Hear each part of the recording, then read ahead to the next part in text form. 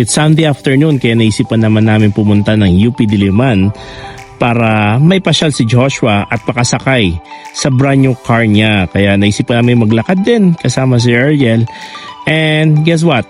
Sobrang daming tao. Grabe, akalain mong fun run at may marathon na nangyayari sa UP. UP Academic Oval ang tawag nila dito at may distance itong 2.3 kilometers. Kapag nilakad mo to at ginaging, hindi mo mapapansin ang distance kasi very relaxing ang lugar, puno ng puno at parang yung mga puno ay nagsisilbing bubong sa buong Academic Oval.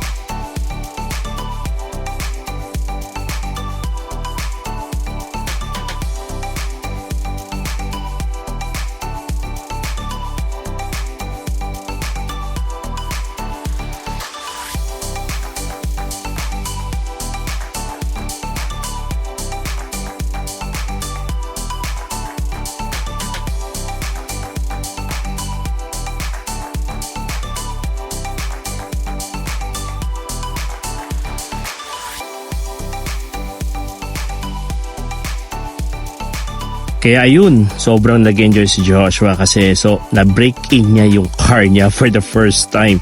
At ayun, hindi halata. Pero pag napagod din siya sa kakatingin, kakatakbo.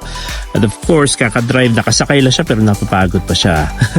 How much more kami na naglalakad lang at nakasunod sa kanya.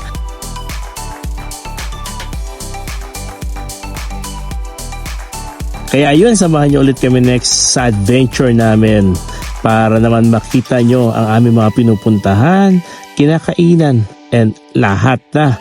So next time, see you guys sa next vlog natin.